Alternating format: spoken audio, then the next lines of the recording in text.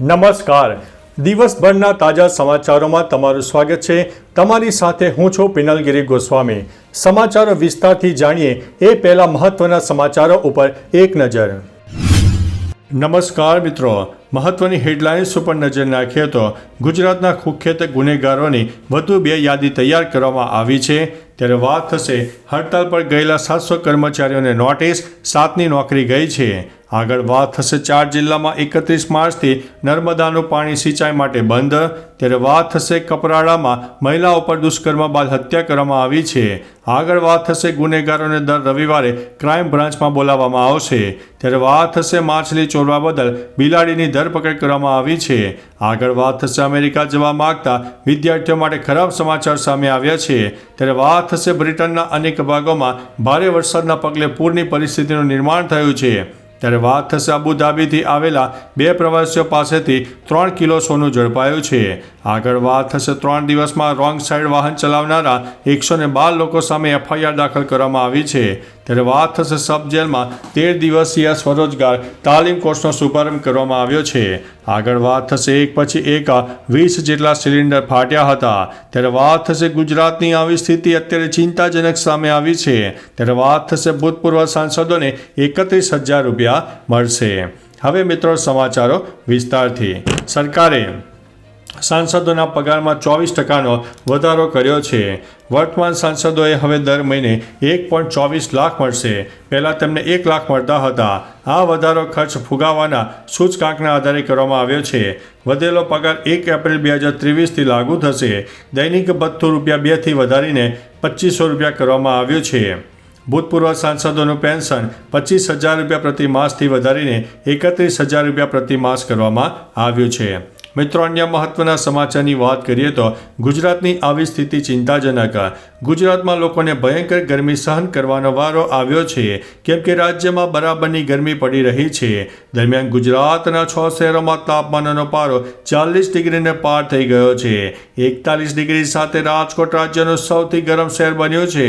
સુરેન્દ્રનગરમાં પણ 41 ડિગ્રી તેમજ અમદાવાદ, અમરેલી, ભુજ અને ગાંધીનગરમાં પણ 40 ડિગ્રી તાપમાન નોંધાયું છે. થોડી રાહતની વાત છે કે આજથી તાપમાનમાં 2 થી 3 ડિગ્રીનો ઘટાડો પણ થઈ શકે છે. મિત્રો, અન્ય મહત્વના સમાચારની વાત કરીએ તો એક પછી એક 20 જેટલા સિલિન્ડર ફાટ્યા છે.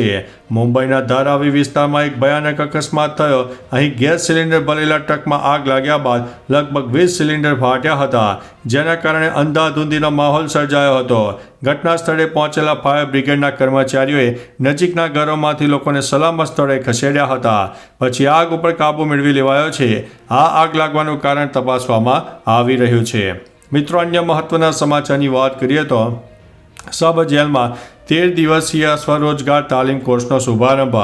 છોટાઉદેપુરમાં સબ જેલ ખાતે જિલ્લા કલેક્ટર ગાર્ગી જૈન દ્વારા 13 દિવસીય સ્વરોજગાર તાલીમ કોર્સનો શુભારંભ કરવામાં આવ્યો છે, જેમાં સબ જેલના 35 કેદીઓ સ્વરોજગાર તાલીમ મેળવશે. જેલમાંથી મુક્ત થયા બાદ આજીવિકા મેળવી શકે એવા શુભ ઉદ્દેશ્યથી બરોડા સ્વરોજગાર વિકાસ સંસ્થાનના સહયોગથી જૂથ પ્રોડક્ટ ઉદ્યમી તાલીમ શિબિરનો શુભારંભ કરવામાં આવ્યો હતો. મિત્રો, અન્ય મહત્વના સમાચારની વાત કરીએ તો 3 દિવસમાં રોંગ સાઈડ વાહન ચલાવનારા 112 લોકો સામે FIR દાખલ. અમદાવાદ ટ્રાફિક પોલીસે તારીખ 21 થી 23 માર્ચ દરમિયાન રોંગ સાઈડના સ્પોટ પર વાહન આવતા ચાલકોને વિરુદ્ધ કાર્યવાહી કરી છે અને 3 દિવસમાં અનેક લોકોનો તેનો સામનો કરવો પડ્યો છે. 3 દિવસમાં 112 લોકો સામે FIR નોંધીને કાર્યવાહી કરવામાં આવી છે. હાઈકોર્ટના આદેશ બાદ હવે ટ્રાફિક પોલીસે ફરિયાદ નોંધીને વાહન ચાલકો વિરુદ્ધ કડક કાર્યવાહી શરૂ કરી છે. મિત્રો, અન્ય મહત્વના સમાચારની વાત કરીએ તો અબુધાબીથી આવેલા 2 પ્રવાસીઓ પાસેથી 3 કિલો સોનું ઝડપાયું છે. અબુધાબીથી અમદાવાદ આવેલા 2 પ્રવાસી પાસેથી 3 કિલો સોનું ઝડપાયું. 2 ઇસમોએ લિક્વિડ ફોર્મમાં કેમિકલ મિક્સ કરીને કમરના ભાગે સંતાડ્યું હતું. બંને પેસેન્જર પાસેથી 2 સોનાની ચેન ગળામાં અને 1 સોનાનો સિક્કો મળ્યો હતો.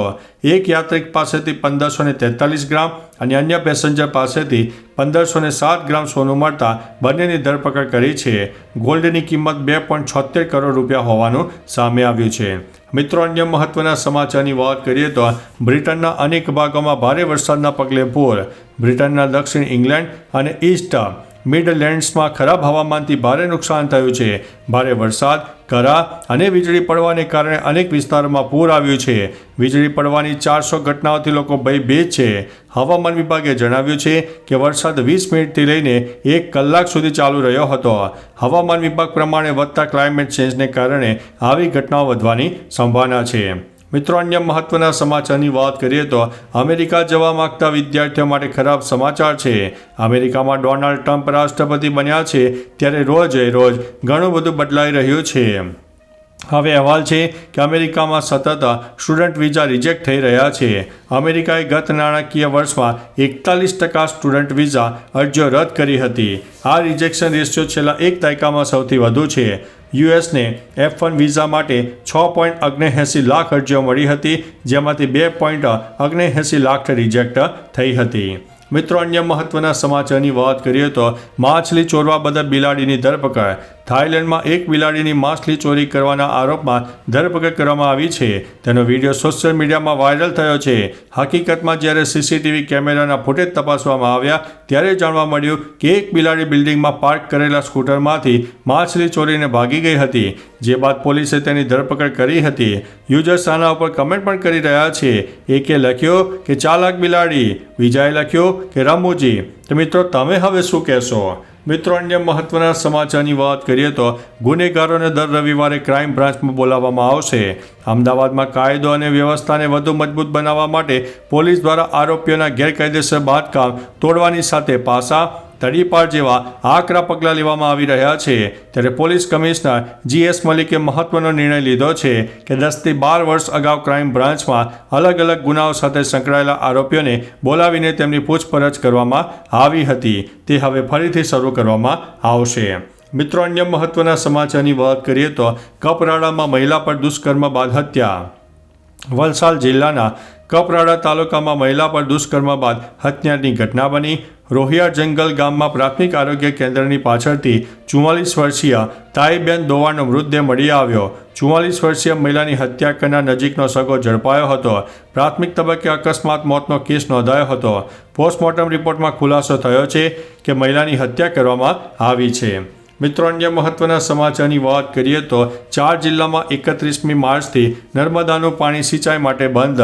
બહુચરાજી સરદાર સરોવર નર્મદા નિગમ દ્વારા મહેસાણા જિલ્લાના બહુચરાજી, પાટણ જિલ્લાના ચાણસ્મા, હારીજ, શંખેશ્વર, સમી, પાટણ, રાધનપુર અને બનાસકાંઠા જિલ્લાના કાંકરેજ અને સુરેન્દ્રનગર જિલ્લાના દસાડા સહિત 9 તાલુકામાંથી પસાર થતી નર્મદાની કેનાલોમાં સિંચાઈ માટે અપાતું પાણી 31 માર્ચથી બંધ કરવાની જાહેરાત કરાઈ છે. જેને કારણે ઉનાળુ વાવેતર કરીને બેઠેલા ખેડૂતો ચિંતામાં મુકાઈ ગયા છે. મિત્રો, અન્ય મહત્વના સમાચારની વાત કરીએ તો હડતાળ પર ગયેલા 700 કર્મચારીઓને નોટિસ ફટકારાઈ છે. 7ની નોકરી પણ ગઈ. સાબરકાંઠા જિલ્લાના આરોગ્ય વિભાગમાં કર્મચારીઓની હડતાલને લઈને આરોગ્ય વિભાગે કડક કાર્યવાહી કરી છે. આરોગ્ય વિભાગના 700 કર્મચારીઓ તેમની માગણીઓ ન સંતોષાતા 17 માર્ચથી હડતાળ પર ઉતર્યા હતા. આ મામલે જિલ્લા આરોગ્ય અધિકારીએ જણાવ્યું છે કે આના કારણે ફિલ્ડ સર્વે, રસીકરણ સહિતની આરોગ્ય સેવાઓ પ્રભાવિત થઈ છે. ઉચ્ચ કક્ષાએથી મળેલી સૂચનાઓ બાદ વિભાગે 531 કર્મચારીઓને છૂટા કરવામાં આવ્યા છે. મિત્રો, અન્ય મહત્વના સમાચારની વાત કરીએ તો ગુજરાતના કુખ્યાત ગુનેગારોની વધુ 2 યાદી તૈયાર કરવામાં આવી છે.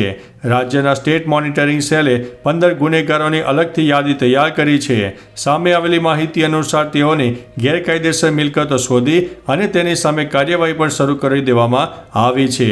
તેની વચ્ચે SMCએ વધુ 2 યાદી તૈયાર કરી હોવાની માહિતી મળી છે, જે ટૂંક સમયમાં જાહેર કરવામાં આવનારી છે. તો ચાલો મિત્રો, ફરીથી દેશ અને દુનિયાના સુપરફાસ્ટ સમાચાર લઈને મળતા રહીશો. ત્યાં સુધી અમને રજા આપશો. નમસ્તે.